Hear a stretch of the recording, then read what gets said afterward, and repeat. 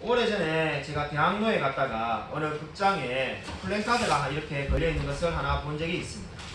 하나님은 하늘에 계시고 이 땅 일은 상관하지 마십시오. 하나님은 하늘에 계시고 이 땅 일은 상관하지 마십시오. 아마 이러한 생각이 하나님을 믿지 않는 자들의 대부분의 생각일 것 같습니다. 하나님은 그저 하늘에 계시고 이 땅 일들은 사람들이 알아서 우리가 해결하며 살아간다고 믿는 사람들이 많이 있습니다. 하지만 욥기를 보면은 하나님은 하늘에 계시지만은 이 땅에서 일어나는 모든 욥의 삶을 주관하시는 분임을 알게 됩니다. 지난주에 이미 말씀을 드렸듯이 사탄은 지금 욥의 믿음을 무너뜨리려 하고 있습니다. 그런데 실패하였습니다. 그러자 이제 사탄이 오늘 2장 1절을 보시면은 두 번째로 여호와께 찾아와서 하나님 앞에 서서 말을 하고 있습니다. 이미 사탄은 1장 6절에서 하나님께 찾아왔고 하나님은 욥을 주목해 보라고 말을 하였습니다. 우리가 지난주에 말씀을 드렸듯이 1장 8절에 제일 중요했던 말씀이 무엇이었습니까? 욥이 까닭없이 하나님을 경외하니까라고 말씀하였습니다. 이 사탄이 한 말인데 그 말은 욥에 있는 모든 소유물을 하나님께서 치시면은 반드시 욥은 하나님을 떠나고 욕할 것이다 라고 말을 하였습니다. 하나님께서 사탄의 말에 응하였고 실제로 욥이 가지고 있는 모든 재산과 자녀들을 다 잃게 되었습니다. 그런데 욥은 하나님을 욕하지 않고 1장 마지막에서 볼 수 있듯이 욥은 어떻게 고백하였습니까? 주신 자도 여호와시요 거두신 자도 여호와시다라고 오히려 하나님을 찬양하며 나아갔습니다. 이제 다시 사탄은 하나님 앞에 서고 있습니다. 하나님께서 사탄에게 다시금 내 족 욥을 주의하여 보았느냐라고 묻고 있습니다. 3절에서 주목해 보아야 할 단어는 온전이라는 말입니다. 하나님께서 욥을 평가하시면서 하시는 말씀이 그와 같이 온전하고 정직하여 하나님을 경외하며 악에서 떠난 자가 세상에 없다라고 말씀하고 있습니다. 또한 사탄이 하나님을 충동하여 욥에게 까닭없이 치게 하셨지만은 욥은 자신의 온전함을 굳게 지켰다라고 성경은 말씀하고 있습니다. 여기서 온전하다는 말이 무엇입니까? 죄를 한 번도 짓지 않았다는 말이 아니라 인생에 그 어떠한 어려움과 역경이 있다 할지라도 끝까지 하나님의 편에 서 있다는 의미가 되겠습니다. 욥은 지금 자녀도 모두 잃었고 재산도 모두 잃었지만은 끝까지 하나님의 편에 서 있음으로써 자신의 온전함을 지켰습니다. 그러자 사탄이 여호와께 대답하는 말이 무엇입니까? 여러분 4절 말씀을 주목해 보십시오. 우리 4절 말씀을 다시 한번 읽겠습니다. 네, 시작. 사탄이 여호와께 대답하여 이르되 가죽으로 가죽을 바꾸오니 사람이 그의 모든 소유물로 자기의 생명을 바꾸올지라.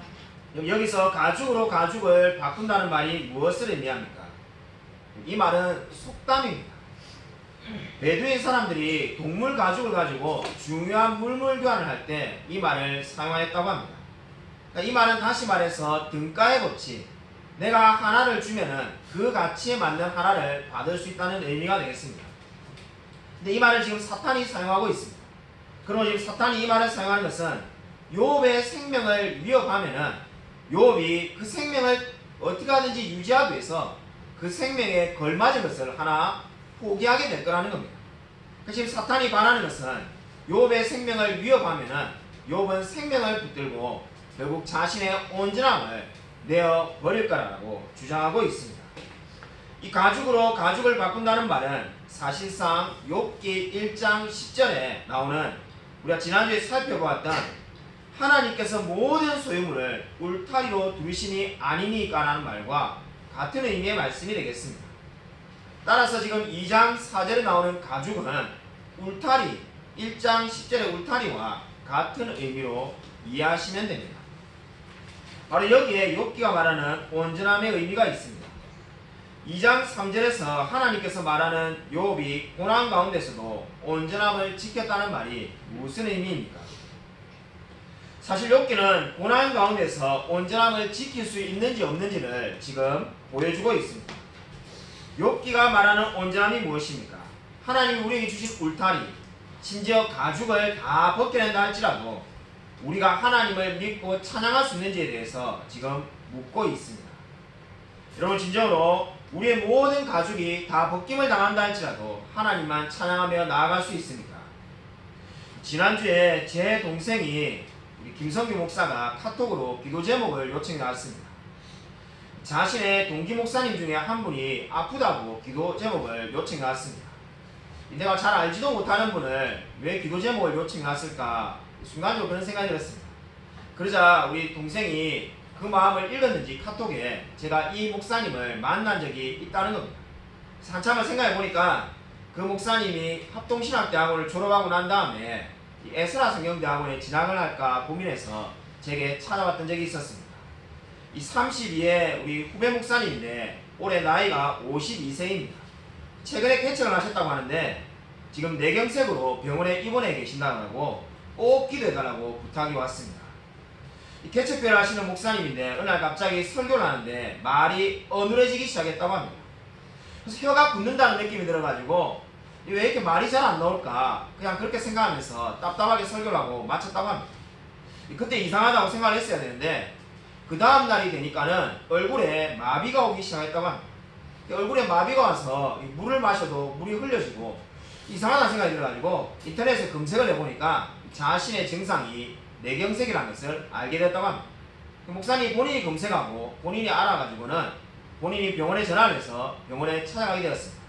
모든 검사가 다 끝나고 난 다음에 뇌에 이미 뇌경색이 상당히 진행되었다고 판정을 받게 되었습니다.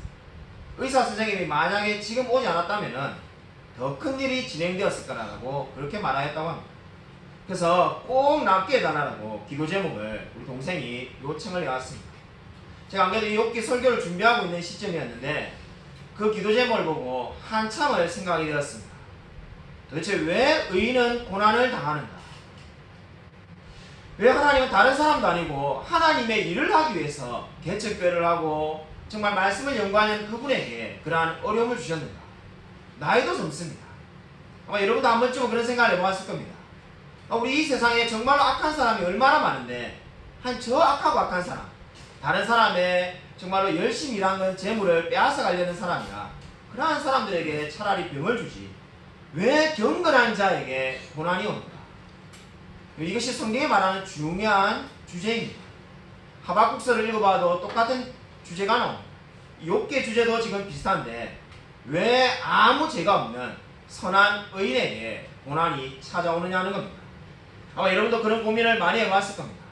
내가 아무 잘못도 하지 않았는데 특별한 죄를 짓지 않았는데 왜 하나님은 나에게 병과 어려움과 고난을 주시는가? 여러분, 그 이유가 무엇입니까? 오늘 성경은 저와 여러분에게 그 대답으로 가죽을 바꾼다라고 말씀하고 있습니다. 어떻게 이것이 그 질문에 대한 대답이 되겠습니까? 하나님께서 저와 여러분에게 가죽을 요구하실 때가 언젠가 있을 수 있습니다. 바로 그때 저와 여러분이 나의 영적인 모습을 하나님 앞에서 다시금 보게 되는 겁니다. 소위 인생이 잘 나가고 모든 것이 완벽하게 진행될 때는 자기의 내면을 제대로 볼 수 없을는지도 모릅니다.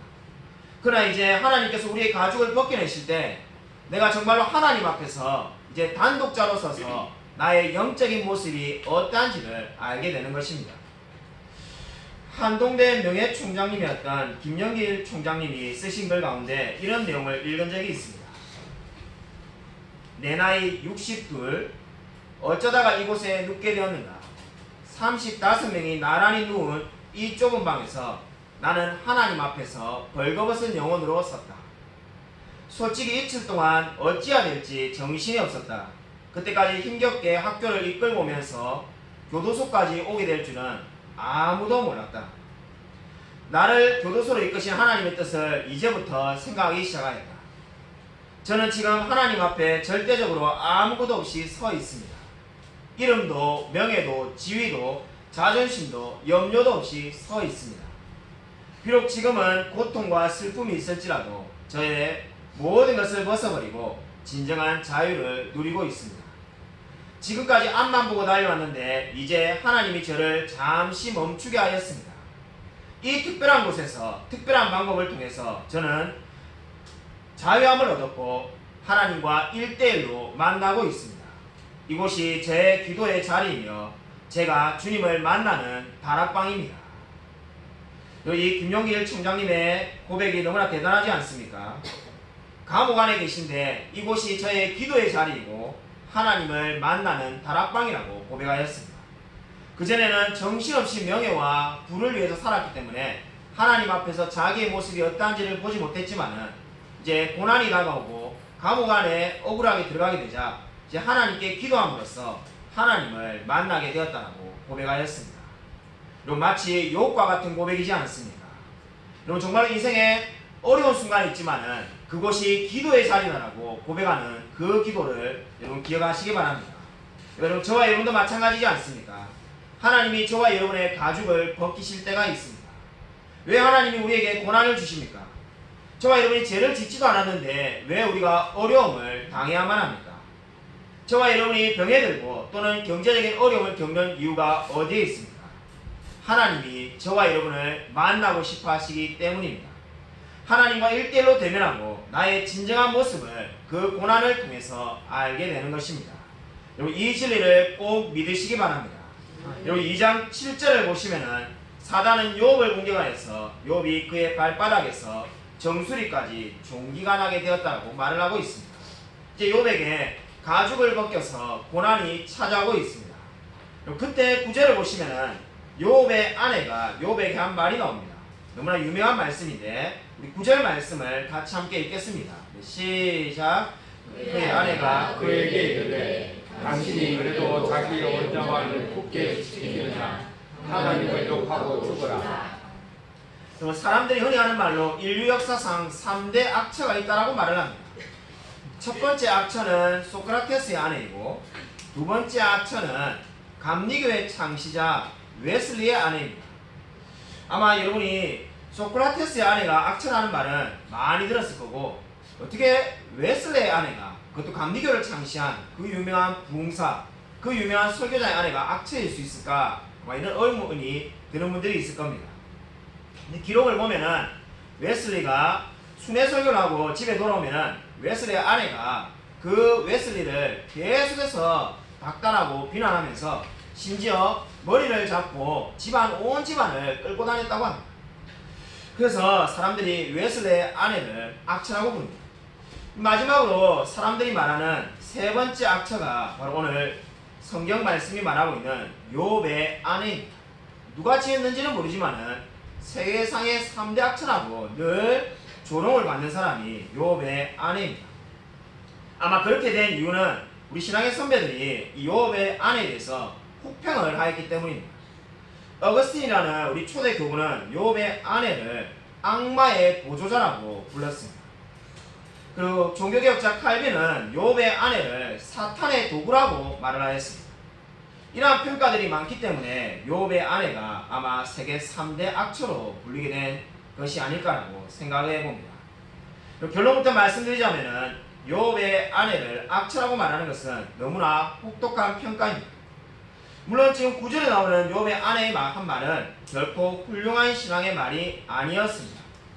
하지만 욥의 아내의 말은 그저 연약한 믿음을 가진 성도가 한 어리석은 말이다라고 평가할 수가 있습니다. 제가 이렇게 말하면 근거가 어디 있는가? 목사님 지금 보시면 9절에 하나님을 욕하고 죽으라고 했는데 아니 어딜 봐도 이게 악처이지 않습니까? 아마 이렇게 생각할 수 있습니다. 여러분 우리 주일 오후에 하는 특강을 꾸준히 들으신 분이라면 70인역에 대해서 배운 기억이 있을 겁니다. 70인역이라는 성경이 있는데 70인역에 따르면은 오늘 이 9절의 내용이 더 많이 추가되어 있습니다. 제가 그 70인역 부분을 한번 읽어드리겠습니다. 이제 이 세상 사람들은 더 이상 당신을 기억하고 있지 않습니다. 우리의 자식들을 기억하는 사람도 없습니다. 당신은 부득이 가득 실거리는 속에서 몰락해가고 있습니다. 하나님을 향해 뭐라고 항의하고서 죽어버리십시오. 이렇게 되어 있습니다. 그러니까 지금 이 욥의 아내가 하는 말이 무엇입니까? 지금 보면은 욥이 당하고 있는 고난이 너무나 힘들고 억울하니까는 하나님께 항의하고 죽으라는 겁니다. 그래서 고통을 조금이나마 감수하자는 겁니다. 여러분 우리가 욥의 아내의 말을 어떻게 이해해야 될까요? 우리가 욥의 아내에 대해서 세 가지 점을 반드시 기억해야만 합니다. 첫째, 욥의 아내도 10명의 자녀를 잃은 피해자였다는 것을 꼭 기억해야만 합니다. 둘째로 욥의 아내도 모든 재산을 잃은 당사자였습니다. 셋째로 욥의 아내는 인생의 동반자인 지금 남편이 건강의 문제로 죽을 위기 가운데 처해 있습니다. 그렇습니다. 지금 욥의 아내는 재산도 잃고 자녀도 잃고 남편은 병에 들어서 죽어가고 있습니다. 욥기를 읽어보면은 욥이 나중에는 살게 되지만은 중간에 읽어보면 욥은 자기가 죽는다라고 생각하고 있습니다. 지금 죽을 병에 걸려 있습니다. 그러다 보니 욥의 아내는 하나님께 뭔가 항의를 하고 싶은 마음이 들지 않을 수가 없었습니다. 저와 여러분도 이러한 때가 있지 않았습니까? 인생의 어려움 앞에서 왜 하나님께서 우리를 도와주시지 않는가라고 하나님께 원망하며 불평하며 따지고 싶은 때가 있지 않았습니까? 바로 욥의 아내가 지금 그러한 때를 보내고 있습니다. 물론 욥의 아내가 옳은 말을 했다는 것은 절대로 아닙니다. 욥의 아내가 한 말은 잘못된 말입니다. 그리고 욥기는 두 종류의 신자를 저와 여러분에게 보여주고 있는 겁니다. 한 명은 믿음이 연약한 욥의 아내, 또 한 명은 어려움 가운데서도 고난 가운데서도 온전히 신실함을 가지고 살아가는 욥, 이렇게 두 명의 신자를 저와 여러분에게 보여주고 있습니다. 저는 한번 생각해 보니까 솔직히 욥의 아내 모습으로 살아온 적이 더 많은 것 같습니다. 조금만 인생에 안 좋은 일이 생기면은 하나님께 원망하고 불평하며 정말로 투덜거리며 살아온 날이 얼마나 많은지 모릅니다. 근데 여러분, 그런데 욥을 보십시오. 지금 자식도 잃고 재산도 잃고 자신의 몸은 병들어 죽어가고 있습니다. 한마디로 인생이 끝나가고 있습니다. 그러면 욥은 어떻게 말할 수 있겠습니까? 이 욥의 아내의 말에 크게 공감하며 그래, 하나님이 모든 책임의 잘못이다. 왜 하나님이 우리에게 이렇게 하였느냐고 하나님께 원망을 돌릴 수 있었습니다. 근데 10절 말씀을 보십시오. 욥이 어떻게 고백합니까? 이 10절 말씀을 같이 함께 읽겠습니다. 시작. 그가 이르되 그대의 말이 한 어리석은 여자의 말이 같도다. 우리가 하나님께 복을 받았은즉 화도 받지 아니하겠느냐 하고 이 모든 일에 욥이 입술로 범죄하지 아니하니라. 그럼 욥이 어떻게 고백하고 있습니까? 우리가 하나님께 복을 받았은즉 화도 받지 아니하겠느냐. 대단한 고백이지 않습니까? 욥이 이 처한 상황에서 지금 자녀도 죽고 재산도 잃고 자기도 이제 죽어가는데 어떻게 고백하고 있습니까? 하나님께 원망하는 것이 아니라 하나님께서 우리에게 복을 주셨은즉 화도 우리가 받지 않겠느냐라고 그렇게 말을 하고 있습니다. 1장에 나오는 주신 자도 여호와시오 거두신 자도 여호와시라는 말과 동일한 고백을 지금 하고 있습니다. 여러분, 저와 여러분이 나아가야 될 믿음의 우리 완성, 믿음에 나아가야 될 바가 바로 여기에 있습니다. 인생에 우리가 당하는 모든 고난을 이해할 수는 없지만은 저와 여러분에게 불평, 불만을 할 수 있는 권리가, 특권이 있는 것이 아닙니다. 그리고 저와 여러분은 함부로 불평의 자리에 서서는 안 되고 바로 이 욥과 같이 하나님께서 뭔가 섭리가 있어서 나에게 어려움을 주셨구나라고 믿고 나아가야만 합니다. 그리고 인생에 그 어떠한 어려움과 그 어떠한 고난이 있을 때도 날마다 주님을 의지하며 나아가십시오. 하나님은 신실하신 분이십니다. 여기 영국과 독일이 세계 1차 대전할 때 이야기입니다. 1915년 4월 22일 일이 되었습니다.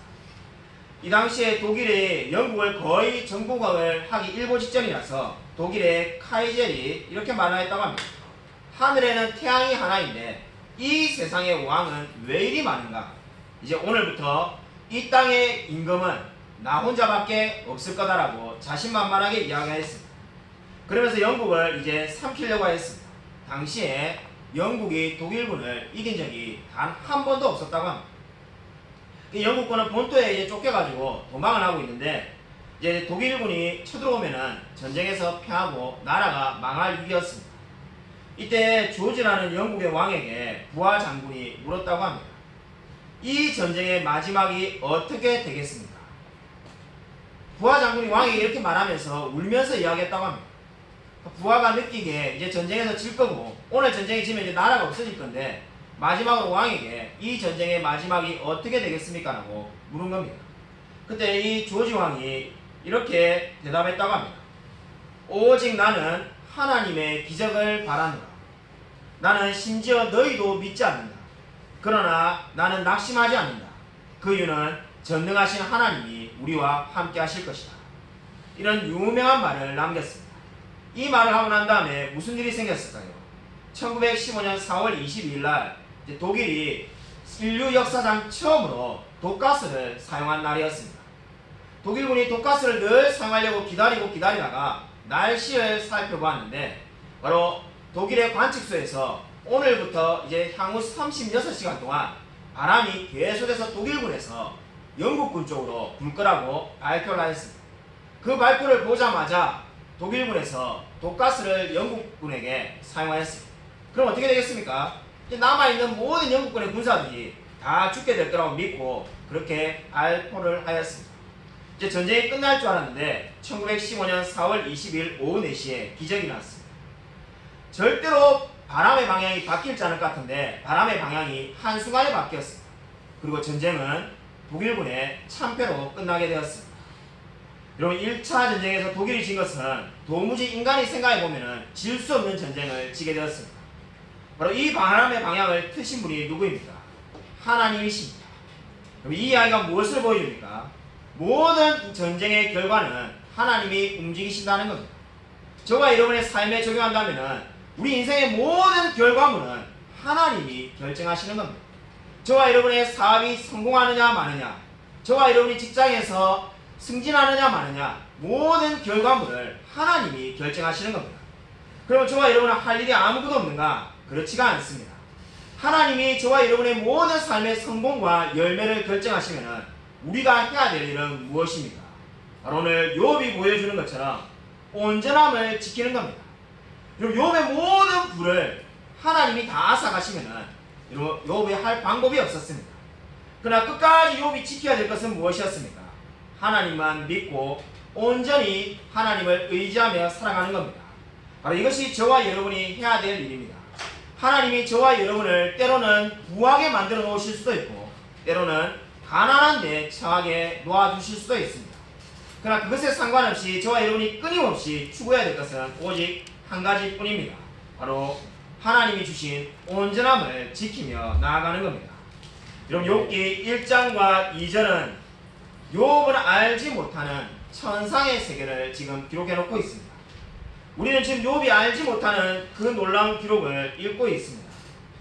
욥을 두고 지금 하나님과 사탄이 서로 이야기를 주고받고 대화를 하였습니다. 어떤 학자는 이 욥을 두고 하나님과 사탄이 내기를 하는 것으로 이해하는 분도 있습니다. 마치 욥에 대해서 누가 옳은가에 대해서 서로 능력 대결을 하는 거라고 믿는 분도 있습니다. 그러나 그렇게 볼 수가 없습니다. 왜 그렇습니까? 내기라는 것은 서로 능력이 비슷할 때 내기를 하는 겁니다. 제가 지금 유치원생과 예를 들면 씨름을 한다면 그게 내기가 되겠습니까? 예, 사기를 치는 거죠. 이 내기라는 것은 동등할 때 내기가 되는 겁니다. 그렇기 때문에 지금 이 욥기 1, 2장은 내기가 될 수 없는 이유가 어디에 있습니까? 사탄은 하나님이 허용하시는 범위 내에서만 욥을 괴롭히고 있습니다. 하나님이 욥의 재산을 치라라고 말하니까 사탄이 욥의 재산을 쳤고 욥의 생명은 건드리지 말고 몸을 치라고 하자 종기가 나게 된 겁니다. 한마디로 사탄은 하나님이 부리시는 존재입니다. 그러므로 욥기 1, 2장은 지금 하나님과 사탄의 내기를 말하고 있지가 않습니다. 그럼 욥기는 무엇을 보여주자고 지금 저와 여러분에게 이 말씀을 기록해 놓고 있습니까? 욥기가 오늘 우리에게 보여주고자 하는 것은 하나님이 욥에게 자신의 전부를 다 걸으셨다는 겁니다. 하나님께서 하나님 되심을 바로 욥의 온전함에 달려있는 것으로 여기시고 계신다는 겁니다. 여러분 무슨 말인지 쉽게 제가 이렇게 예를 들어 보겠습니다. 제가 사춘기 때 우리 부모님에게 속을 많이 썩였습니다. 제가 참으로 후회되는 인생의 순간인데 정말 다시 어떻게 돌아갈 수 있거나 말이 안 되는 이야기입니다만은 지울 수 있다면 지울 수 있는 그 지우고 싶은 부분이 제 사춘기 때 제 행동이었습니다. 제가 가방을 집어 던지기도 하고 학교를 안 다니기도 하고 소리 지르기도 하고 돈을 받아가지고 다른 데 쓰기도 하고 잘못된 행동을 얼마나 많이 했는지 이야기할 수가 없습니다. 어느 날 부모님이 제가 계속 속을 썩이시니까 하루는 앉혀놓고는 제게 이렇게 말하였습니다. 석시야 너가 고민이 많지.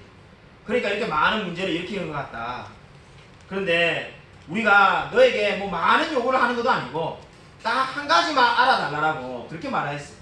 제가 그 당시 뺐다겠으니까 그 말을 듣는데 뭐 이렇게 요구하는 게 또 있는가 이런 말하면서 근성을 듣고 있는데 제게 이렇게 말을 했습니다.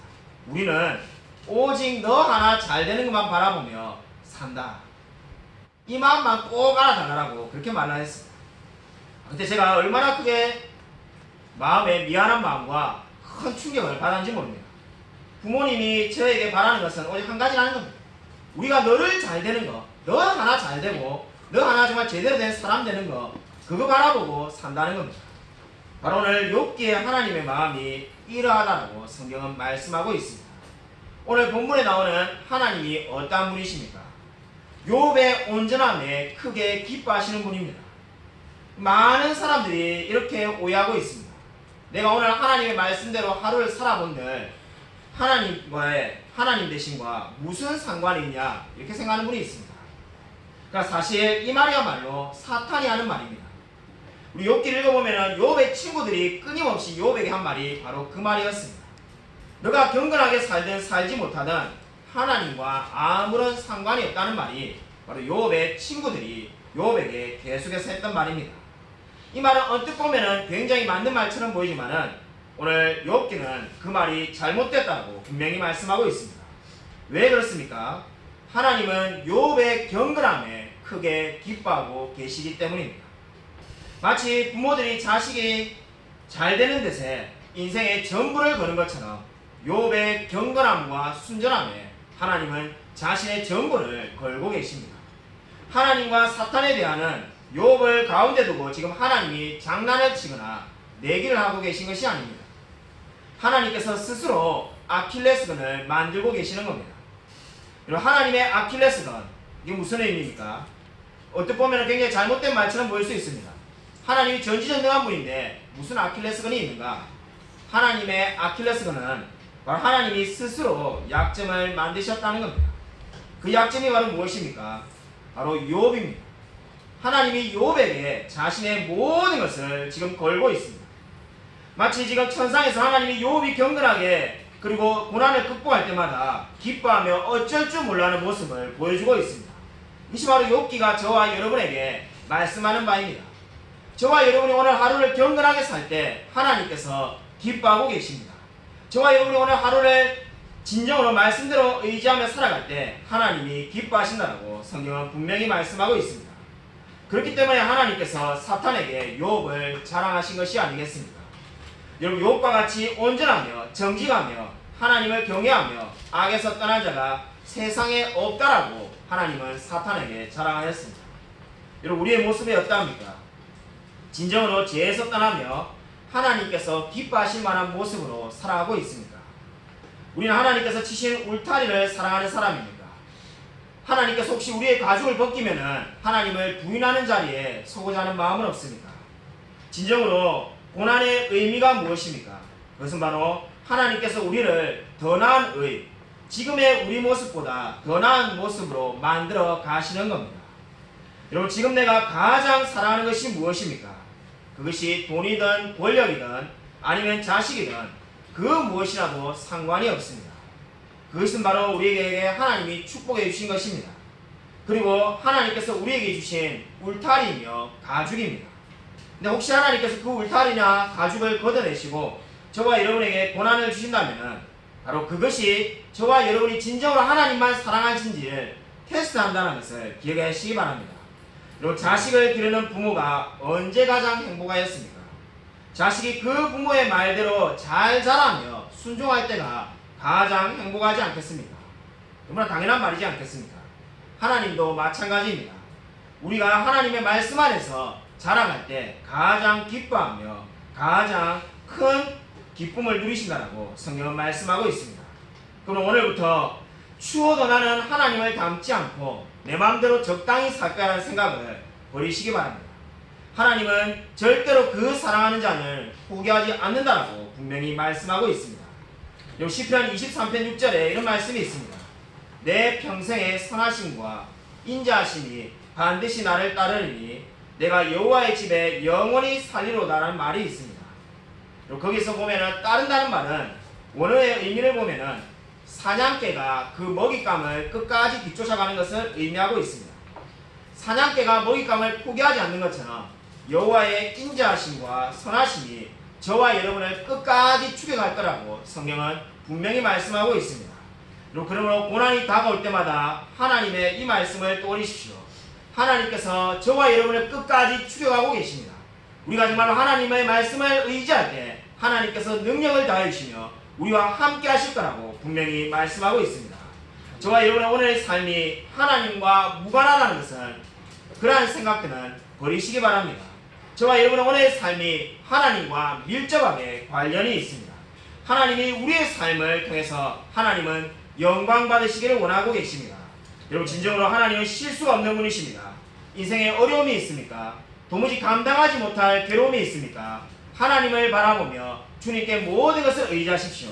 하나님께서 그 모든 고난 가운데 반드시 함께 하실 것입니다. 아무쪼록 하나님을 찬양하며 고난 가운데서도 하나님의 모습을 닮아가는데 최선을 다하며 살아가는 저와 우리 모든 성도님이 되시기를 주님의 이름으로 간절히 축원드립니다.